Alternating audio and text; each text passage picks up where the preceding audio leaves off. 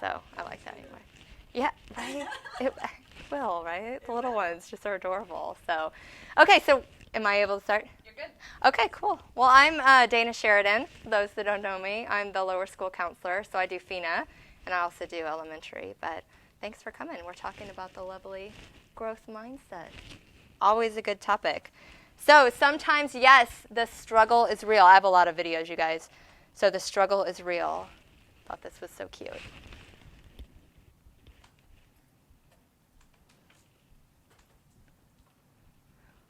Poor little chubby legs. Poor little babe. She's like looking at him like, what?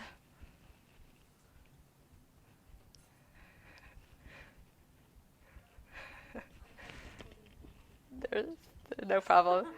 They're so cute. So yes, struggle is always real.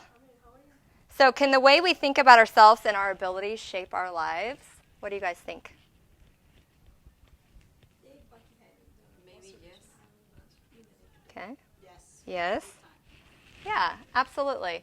So the way that we think about our intellect and our talents affects the way we feel. It affects what we achieve. It determines whether we stick to our new habits or if we will go on to develop newer skills, for sure.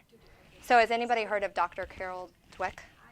She's kind of the guru for growth mindset. So if you go to YouTube and just enter her name, she's got a ton of like podcasts and different things. She's very, very good. So she's got, I know it's tiny, you guys will get this presentation, but basically she's saying growth mindset, it's a belief that intelligence and talent can be improved.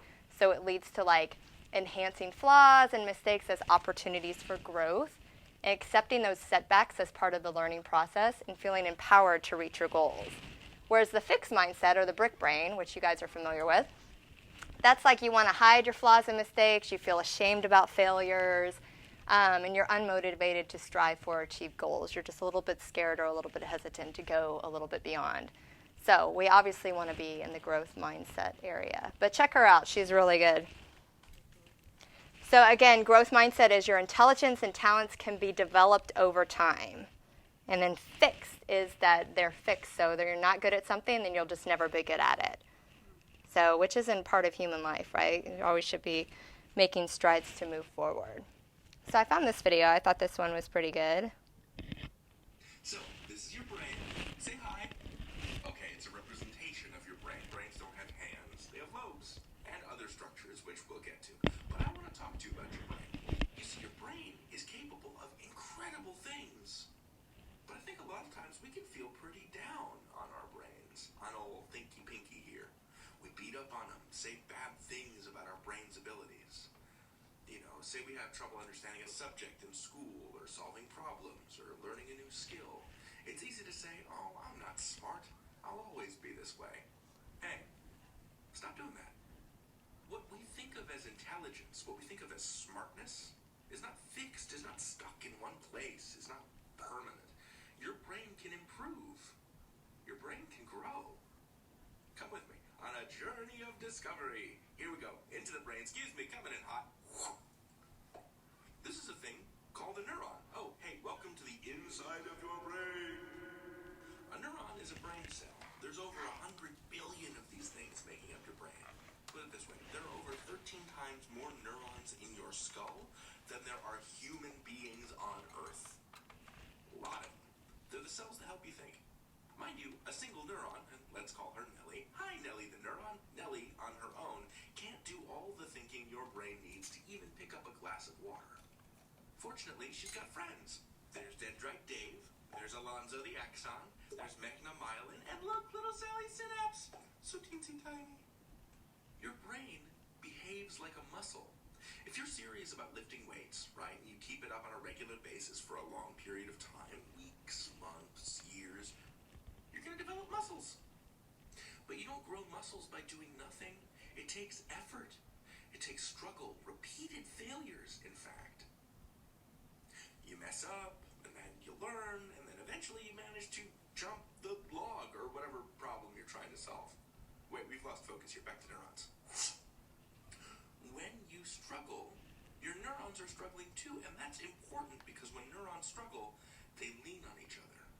they make connections. They start to form this densely connected network inside your brain, allowing little jolts of electricity to pass down them more and more efficiently. That's thinking faster.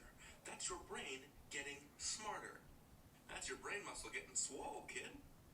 So the next time you say to yourself, I can't do this, I'm just too dense, remember that brain density is your friend.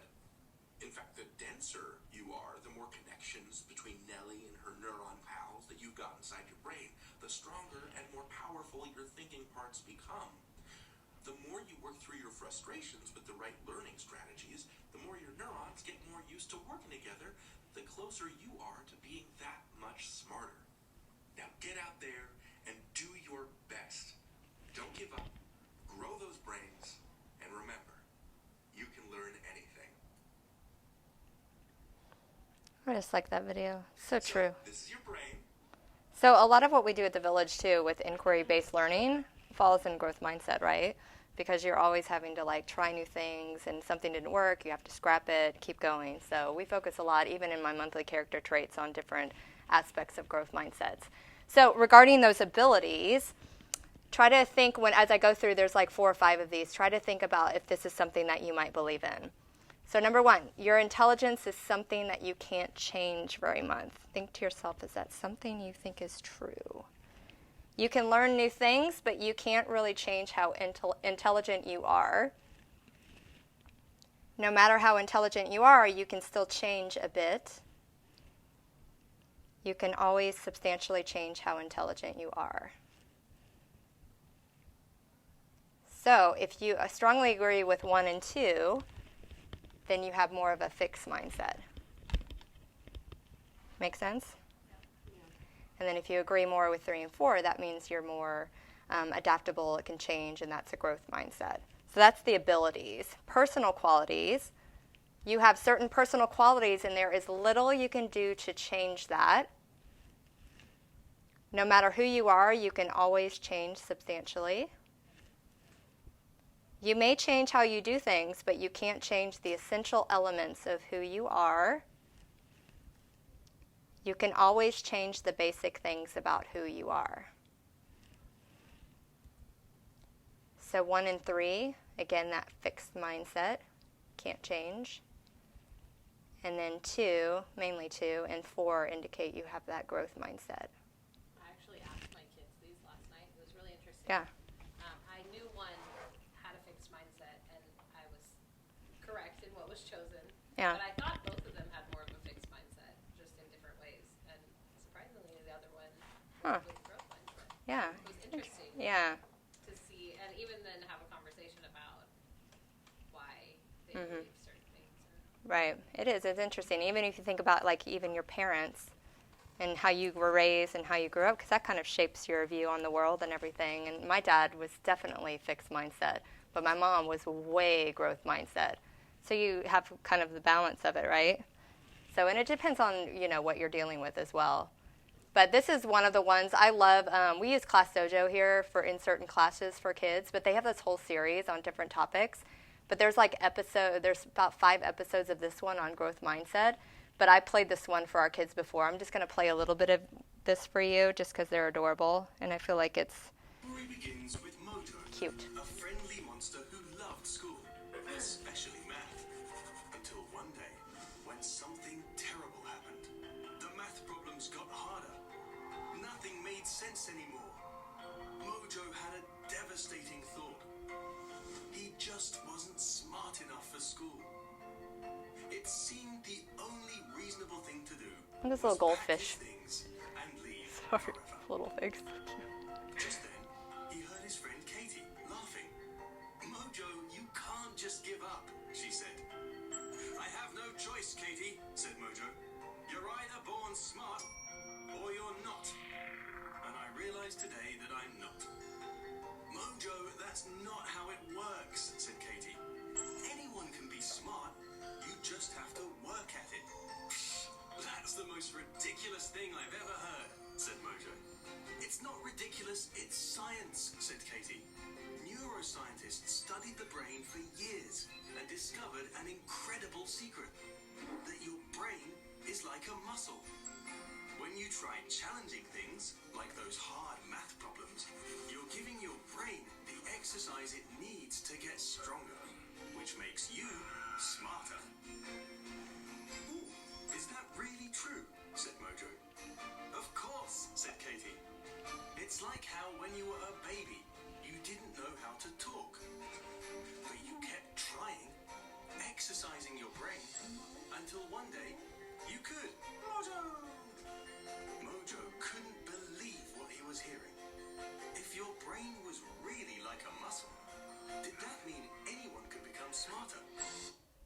So yeah, the kids find that really funny, and Katie's excellent throughout all of it. His little blue creature friends. So like I was saying, a lot of the character traits we've done, especially over the past couple of years, have really focused on growth mindset. You know, courage, bravery, perseverance, resilience, grit, that risk-taking, which we recently worked on, and just being curious about things.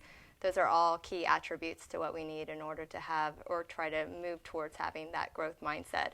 So I know you guys know, but I did lay a few books out. I do a lot of these books in class with kids.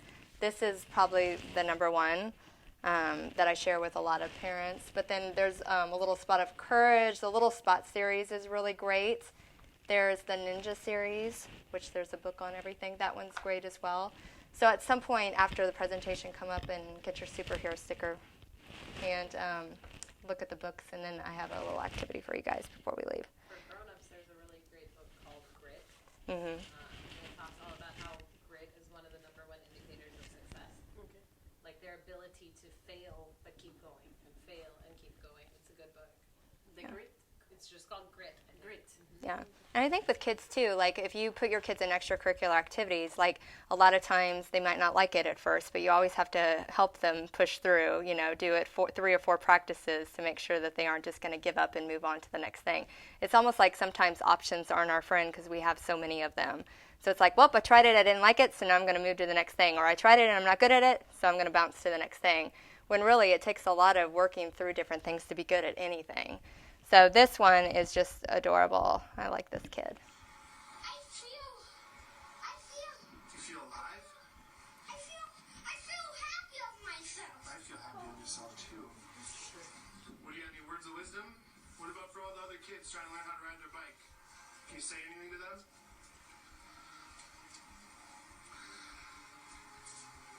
Everybody, I know you can believe in yourself. If you believe in yourself, you will know how to ride a bike. If you don't, you just keep practicing. You will get the hang of it, I know it.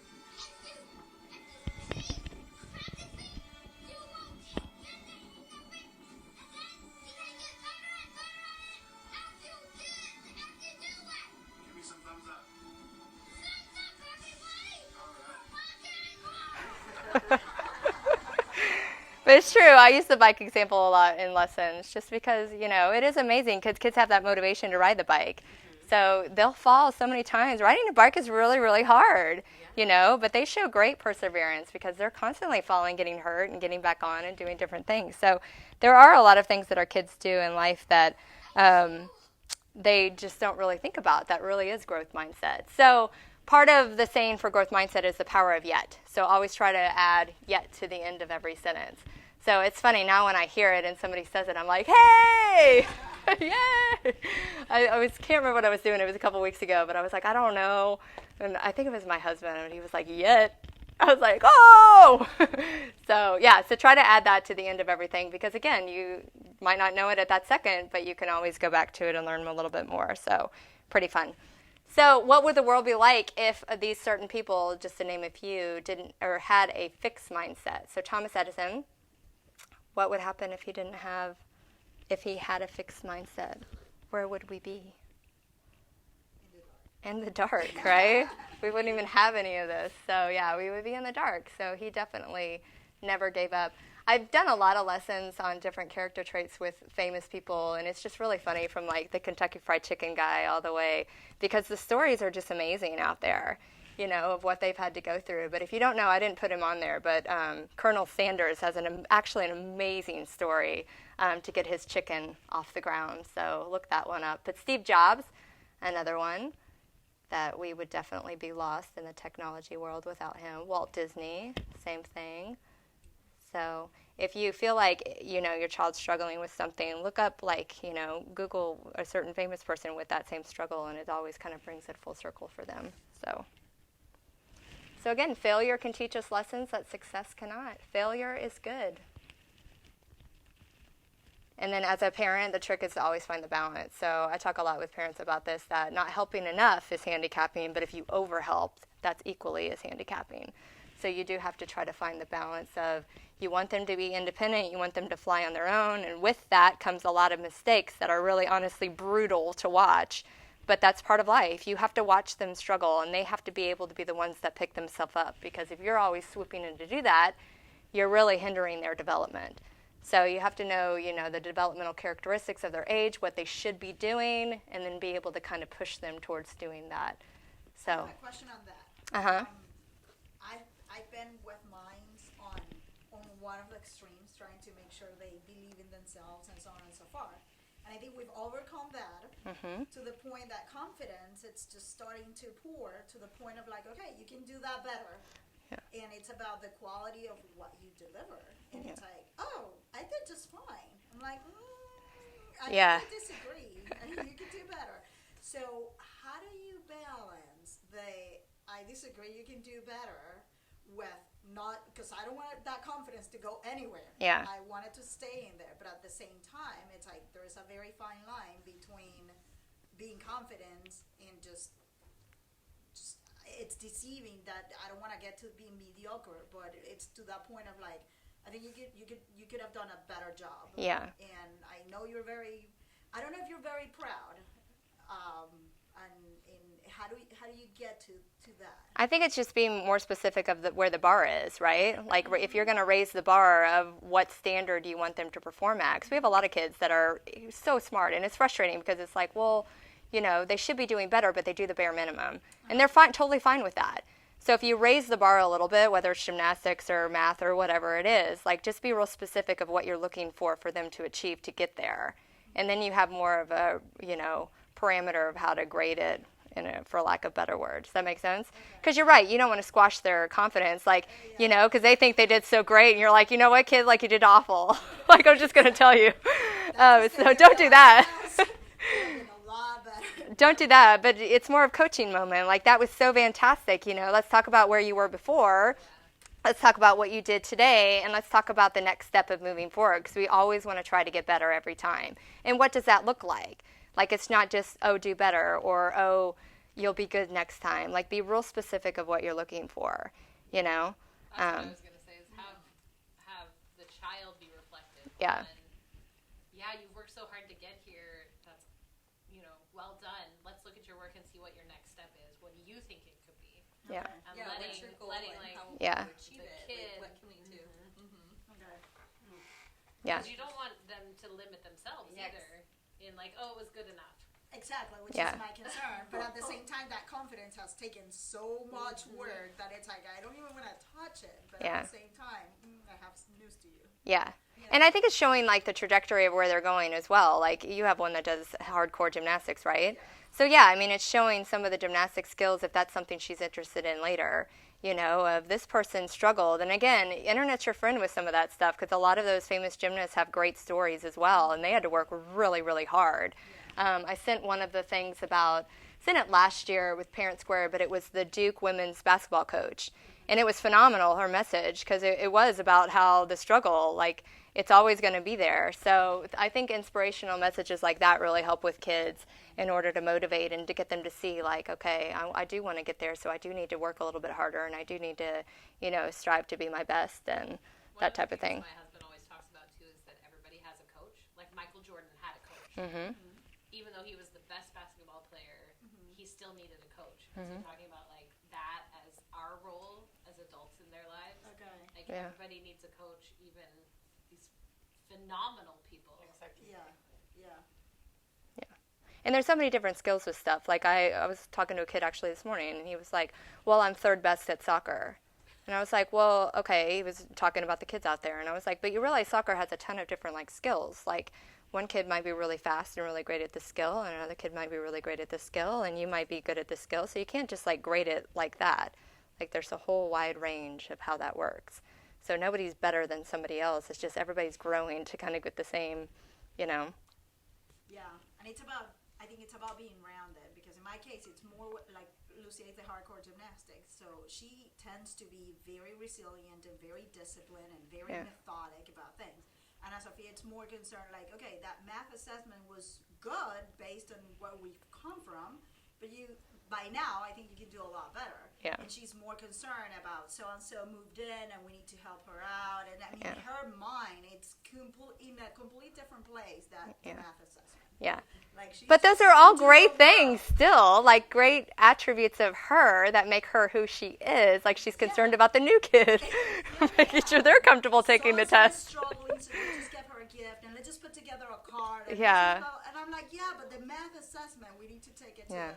And it's just, so focus on all those other things and then bring it back to, okay, but the task at hand, you've got to do this. Because you don't want to squash all those other great things that she's great at. Because that might be what she ends up doing later in life. The math, she might not have to do math at all other than a calculator, right? But she might be a doctor helping people or a psychologist or something. So you never know. So you want to kind of acknowledge all the well-roundedness of what each of your kids do and kind of foster that. And at the same time, not really...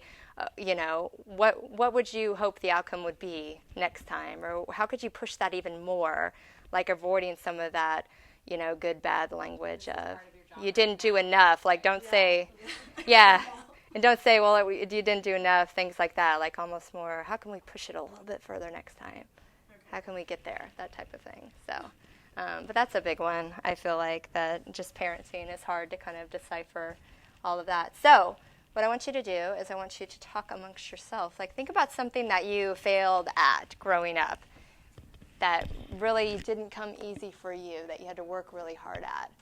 And then why did you fail? And then what was your brain, that little nasty voice in your brain, what was it saying to you when the going got tough? And then what could you say to your brain to have more of a growth mindset? I think I want to give you guys a second.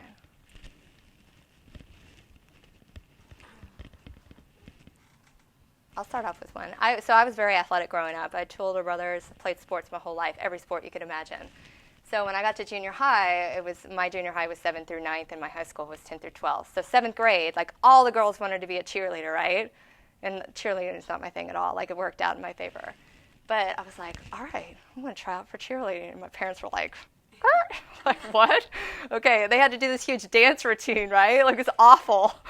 So I remember going to, like, a couple of the practices, and then you had to try out, and then I went and looked, and I just couldn't do it. But it was a hard pill to swallow, because I was one of those, like, the first thing that really athletic-wise that I just could not do, like a dance sequence and all of that. So I was like, oh, man. So I kind of gave up on all of that, and, yeah. Didn't have a growth mindset with that one, because I probably could have improved. Maybe. I'm gonna get you with Tabitha. I know, right? Need a little bit of my life. I mean, I think I was just talking about how we moved when I was in 7th grade, and I played soccer from the time I was 5 until I was 12, and I felt really good at it, really successful. And when we moved to Texas, it's all these competitive teams, right? Like I played we changed teams every semester, and they would mix up the kids that were good. And then I was on this team where they played together since they were 5. And I felt bad at it. Regardless of whether I was actually bad at the sport, it was that they were this group, right? And so I ended up quitting, and I regret that still today. Like, I regret quitting soccer. But I just was fixed in that, like, I can't do this. I can't be as good as them. I can't. And I think I could have, and I could have, like, continued to improve. But the social parameters is what shut me down. Yeah. And I think that's where the coach thing comes in, because I'll tell you, in my case, it was always science in general, math, physics, and back home you didn't get to choose. You had to go through physics, chemistry, and math all through high school. And I remember asking my parents to move me to a humanities high school that I would study philosophy or whatever. And my parents were like, not happening. So you're just going to stroll through the whole thing. And so I hated it. Everything that had numbers, I hated it. And when I moved here, I had a year of a break because I got to pick photography or whatever, so I didn't do any math. And then when I went to the university, I had a really good accounting teacher. And I was like, when I knew that I had to take it, I was like, okay, I'm just gonna drop out. And he just changed it on me so much that I ended up being a finance major. Yeah. It was like radical. And I think once you find somebody in your life that makes it click, Yeah. it's just amazing. Like, I remember talking to friends back at home and like, okay, so what are you majoring on? Finance. People was like, okay, something happened major, because like, I was against it, and I loved it. But I think it's the ability, and to your point, the balance, is the ability to find that person that finds you the right button Yeah. to make you. Yeah, and it'd be interesting for you to kind of think back of that teaching style that individual had, and how they taught it, and if they did have more of like the growth mindset point of view of pushing kids or young adults at that time. Yeah. So, Because it was late in life when Yeah. they made the change. So, Yeah. Anybody else think of something? God, I can think of like 9 billion things. Yeah, I mean, I tried lots of sport, like whatever. I Yeah. wasn't great at anything, like to be the pitcher on softball or something. That might, I mean, to your point of like pushing your children to keep going. I mean, my mom, I would be like, I can't throw that ball, or I can't pitch, or whatever. My mom was like, can't, never did anything, and that was just that. Like there was no giving up. Like you just kept trying and practicing, and like go outside and throw the ball, go outside and like. But yeah, that was Stick with it. Like, Yeah. I'm not gonna get better by sitting back and complaining. right. And that's just that's a softball. That's the sport is actually the moot point of all that. Like her teaching and instilling that in you applies to everything in life. Exactly. So that's fantastic. That's just one facet of Yeah. it was just never like that's not gonna happen. Yeah. So I do think it depends on how you grew up and yeah. And there are things that give you that resilience. Like I see it with piano. I play piano all my life, and I now have the girls. And there is a period of time every cycle that it's just reading, that it's just sour. I mean, Yeah. there's nothing nice about it. It's just intense. It requires a lot of concentration, and it's just but once you finish it and things start sounding like something, Yeah. then you get excited. Yeah. And I always tell them that when they're in that period, I think that's the thing that gave me the ability to read instructions. Like once you get something that you need to put together, you know that there's that sour time that you need to open that instruction booklet and read it and get it done before something magic happens. Yeah. And I think there are some sports and there's music that makes you go through that every time, because it's not like once you are good at it then you're forever. No, it's like every cycle there's a new piece that you need to read it, and it's just not going to be fun. Yeah. There's like always a For- moment that doesn't feel fun. For everything. Yeah. Learning is hard for everything. But like you said, like that little piece of joy, like that gets you motivated to just keep going, right? So even with kids, it's like, because kids are so extreme. You're like, it's either great or it's awful. So it's really pointing out some of those in-betweens of, well, let's talk about, just 1 or 2 things that were great during your piano lesson today, right? And getting them to kind of focus on that, to have that glimmer of hope for the next one, to drive them that way. What went well with that? What could have gone better? That type of thing. Yeah. So, For me was the piano lessons back home.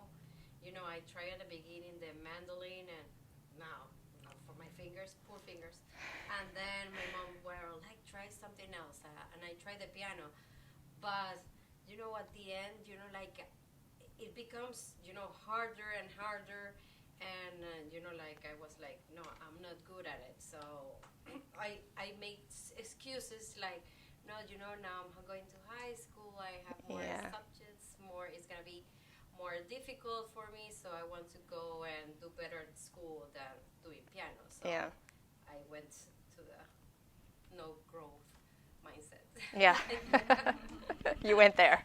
So I only play Happy Birthday on the piano. But that's probably the That's useful. that's so useful, right? It's like the Go Texan dance. I'm like, y'all are golden at a wedding. Like, you've learned all the line dancing, you're good. Like, don't even ever take a dance class, you're fine, right? Oh my gosh. So thank you guys for sharing. All right. So we had Gemma Williams actually did this bulletin board earlier this year, which I thought was so cool. But if you look closely, you can see some of our little kiddos. We're trying to see if any of your babies are in here. No, but I see Chimdy. Yeah, I see Chimdy. We got some fourth graders in there, but just a variety. But I love how she did it because it's all colorful, the flowers and all of that. And then the fix is all the gray doom and gloom. So that was such a cute bulletin board.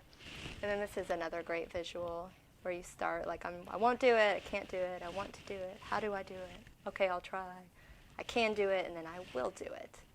So you do need those little sparks along the way of motivation to keep going with things, because everything is not fun. Like we were saying, there are kind of ebbs and flows with whatever activity you're going to do.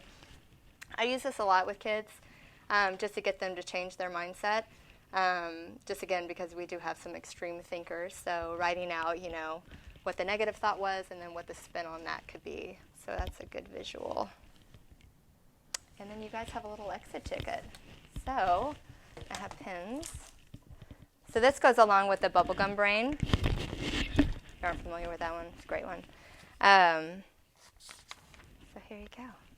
Let's see how well you can change your mindset. Do I have to write?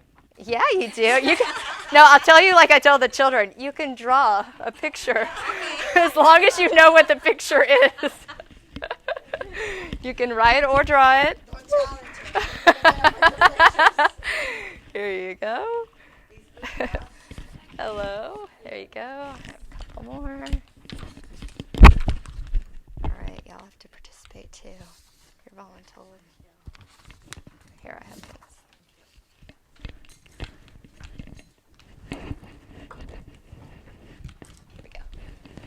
But the terminology, brick brain and bubblegum brain, really does stick. I've read it only once with kids. Gosh, and it's been like 3 years. I recommend it to a lot of parents, but I still have kids that are like, I used my bubblegum brain today. I'm like, all right. Every morning when we hit the line, Love I'm it. like, where are we going to use today? I- Our brick brain or our bubblegum brain? I love it. Bubblegum brain. I love it. She's such a good author. I love Julia Cooks. I've got so many of her books. She's just fantastic.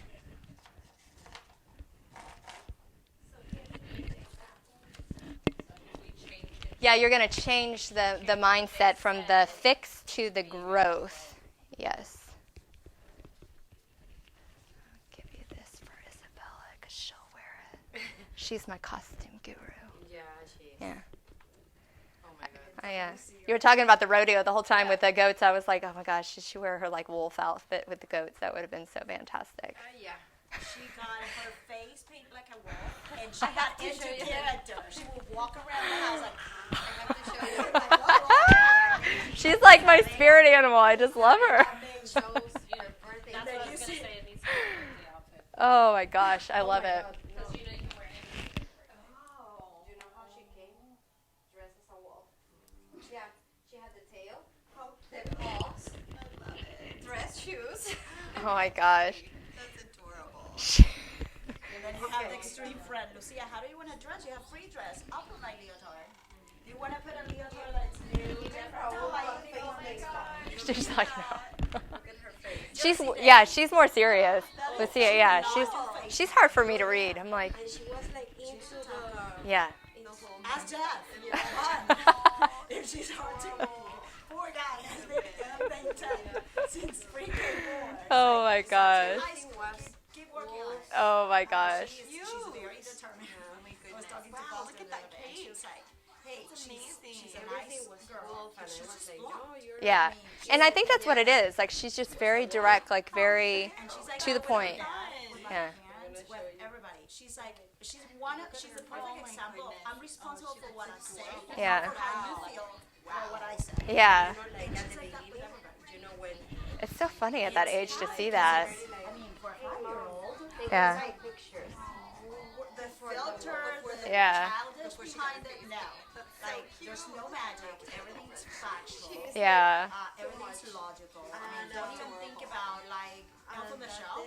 How did that thing got up there if he wakes Or her and Anna Sophia are so different. It'll be so interesting to see how that grows with her. and then all the rest of it? Yeah. That's what I was saying. Like, Lucia takes math.